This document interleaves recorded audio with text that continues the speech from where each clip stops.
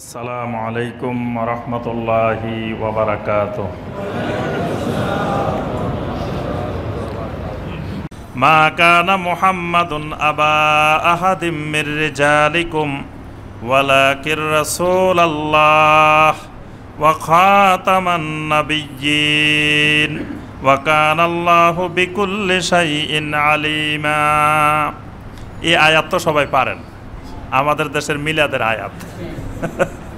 সূরা আল আহজাবের 40 নম্বর আয়াতে কারিমা। এখানে আল্লাহ পাক ঘোষণা দিচ্ছেন, মা কানা মুহাম্মাদুন আবা আহাদিম মির রিজালিকুম, মুহাম্মদ সাল্লাল্লাহু আলাইহি সাল্লাম দুনিয়ার কোনো পুরুষ মানুষের পিতা নন। মা কানা মুহাম্মদ আবা আহাদিন মির রিজালিকুম, তোমাদের পুরুষ মানুষদের বাবা নন। তাহলে মেয়ে মানুষদের বাবা নাকি? মেয়ে মানুষদের বাবা, কিন্তু ঠিক আছে, কারণ এই আয়াতে কারিমার মধ্যে আল্লাহ পাক রেজাল বললেন কেন যে পুরুষদের বাবা নন।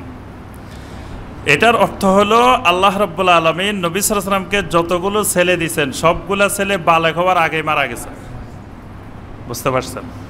খাদিজা রাদিয়াল্লাহু তাআলা আনহার ঘরে 3টা ছেলে আল্লাহ পাক দিয়েছেন, কাসেম, তৈয়ব, তাহের। আরেকটা ছেলে আল্লাহ সুবহানাহু ওয়া তাআলা দিয়েছিলেন মারিয়া আল কিবতিয়া রাদিয়াল্লাহু তাআলা আনহার ঘরে, ইব্রাহিম। তাই এটাও কিন্তু ছোটবেলায় শৈশবে বালেগ হওয়ার আগে মারা গেছে। তো তাহলে নবী সাল্লাল্লাহু আলাইহি ওয়াসাল্লামকে কোনো ছেলে আব্বা ডাকতে পারে নাই। বুঝতে পারছেন? 4 ছেলের এক ছেলেও কিন্তু আব্বা ডাকার মতো ওই বয়সে পৌঁছতেন নাই, ছোটবেলায় মারা গেছেন। তাহলে রাসূল তো কোনো ছেলে মানুষের বাবা নন। কিন্তু 4টা মেয়ে ছিল, মেয়েরা কিন্তু আব্বা ডাকছে না? হ্যাঁ, 3 জন কিন্তু নবী সাল্লাল্লাহু আলাইহি ওয়াসাল্লামের আগেই মারা গেছেন। একজন নবী সাল্লাল্লাহু আলাইহি ওয়াসাল্লামের ইন্তেকালের 6 মাস পরে মারা গেছেন। ওনার নাম হইল ফাতেমা রাদিয়াল্লাহু তাআলা আনহা। আর যে 3 জন আগে মারা গেছেন, জয়নব, রুকাইয়া, উম্মে কুলসুম রাদিয়াল্লাহু তাআলা আনহুম, এই 3 জন আগে মারা গেছেন। এই জন্য আল্লাহ পাক বলতেছেন, মা কানা মুহাম্মাদুন আবা আহাদিম মির রিজালিকুম, মুহাম্মদ সাল্লাল্লাহু আলাইহি ওয়াসাল্লাম তোমাদের কোনো পুরুষ মানুষের বাবা নন, অর্থাৎ জায়েদেরও বাবা নন। এখানে আল্লাহ পাক নাকচ করে দিচ্ছেন যে জায়েদ বিন মুহাম্মদ হবে না। মুহাম্মদের ছেলে জায়েদ না, জায়েদ অন্য লোকের ছেলে। মুহাম্মদের কোনো ছেলেই নেই, জায়েদ আসলো কোথা থেকে? এই আয়াতে কারিমা নাজিলের পরেই সাহাবায়ে কেরাম জায়েদ বিন মুহাম্মদ ডাকা বন্ধ করে দিয়েছেন। এবার ডাকতেন জায়েদ বিন হারেসা, তার বাবা হলো হারেসা। এই জন্য পৃথিবীর কোনো মানুষকে বাবার নাম বাদ দিয়ে অন্য মানুষকে বাবার সাথে সম্পৃক্ত করা যাবে না, এটা হারাম। নবী সাল্লাল্লাহু আলাইহি ওয়াসাল্লাম বলছেন, কেউ যদি তার নিজের বাবাকে বাদ দিয়ে অন্য বাবার সাথে তার নামকে সম্পৃক্ত করে, তার জন্য আল্লাহ পাক জান্নাতকে হারাম করে দেন। এটা কিন্তু অনেক বড় ধরনের অপরাধ। এই জন্য অন্য লোককে বাবা বানানো যাবে না, নিজের বাবা যিনি তার সাথে তার সম্পর্ক থাকবে। এই জন্য কোনো লোক যদি ছেলে মেয়ে লালন পালন করে, এই ছেলে মেয়েকেও নিজের নামের সাথে সম্পৃক্ত করা যাবে না। তার মূল বাবা যিনি, মূল মা যিনি, তার নামের সাথে তার সম্পৃক্ততা থাকবে। এখানে আল্লাহ পাক কিয়ামত পর্যন্ত এই বিধান প্রতিষ্ঠিত করে দিলেন। দ্বিতীয় বিষয় হলো, একটু আগে আল্লাহ পাক ঘোষণা দিয়েছেন, আন-নাবিয়্যু আওলা বিল মুমিনিনা মিন আনফুসিহিম। আল্লাহ পাক 6 নম্বর আয়াতে ঘোষণা দিয়েছেন, আন-নাবিয়্যু আওলা বিল মুমিনিনা মিন আনফুসিহিম ওয়া আজওয়াজুহু উম্মাহাতুহুম। আল্লাহ পাক ঘোষণা দিলেন, আমার রাসূলের স্ত্রীরা দুনিয়ার সকল মুমিনের মা। স্ত্রীরা দুনিয়ার সব মুমিনের মা। তাহলে মায়ের স্বামী কি?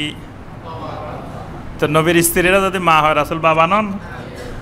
এখন যদি রাসূলের উম্মতরা আব্বা মুহাম্মদুর রাসূলুল্লাহ সাল্লাল্লাহু আলাইহি ওয়াসাল্লাম ডাকা শুরু করে, কারণ নবীর স্ত্রীদেরকে মা বলতেছেন, আম্মা জান খাদিজা রাদিয়াল্লাহু তাআলা আনহা, আম্মা জান আয়েশা।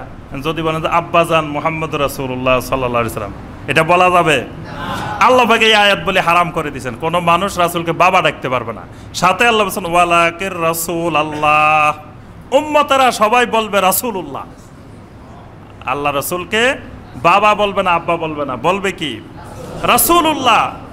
আল্লাহ রাসূল বলে সম্বোধন করবে। এই জন্য সাহাবায়ে কেরাম এই আয়াত এখানে নির্দেশ দেওয়া হয়েছে। এই জন্য সাহাবায়ে কেরাম কোনো কিছু ডাকলে রাসূলকে ইয়া রাসূলুল্লাহ, আল্লাহ রসুল বলে ডাক দিতেন। আল্লাহ বলছে, ওয়ালাকির রাসূলুল্লাহ, মুমিনদের জন্য তিনি আল্লাহ রসুল, তিনি আব্বা নন। কেউ যেন আবার রাসূলকে বাবা ডাকা শুরু না করে। এই জন্য ইসলামে বরকতবিহীন আব্বু আম্মু বলা শরীয়তে নিষেধ নাই। মানে আপনি ছেলেকে আব্বা বললেন, ছেলে কি আপনার বাপ নাকি? কিন্তু আব্বা বললে গুনাহ হবে না। মেয়েকে যদি আম্মা বলেন গুনাহ হবে না। শ্বশুর শাশুড়িকে আব্বা আম্মা বললে কি আপনারা এটা ফতোয়া দেখে আপনারাই দেন, হ্যাঁ গুনাহ হবে? গুনাহ হবে না। কিন্তু সমাজে অনেকে এটারে খারাপ মনে করে যে শ্বশুর শাশুড়িরা আবার আব্বা আম্মা ডাকে। তো শ্বশুর শাশুড়িরা আব্বা আম্মা ডাকবেন না, ডাকবেনটা কি বলেন তো দেখি?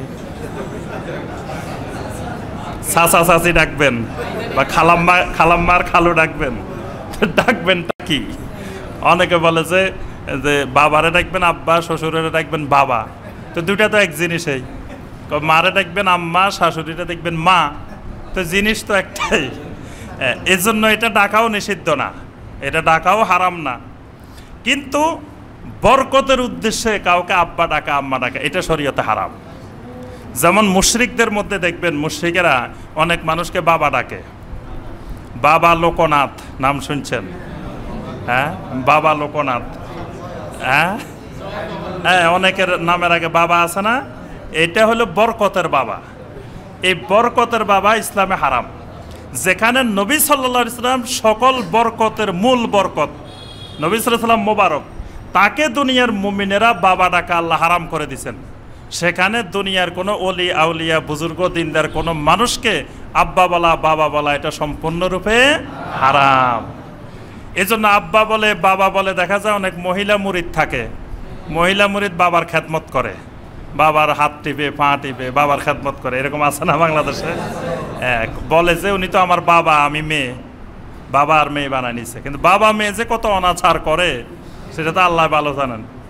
তো এই জন্য ওই বাবা মেয়ে এটা শরীয়তের দৃষ্টিতে হারাম।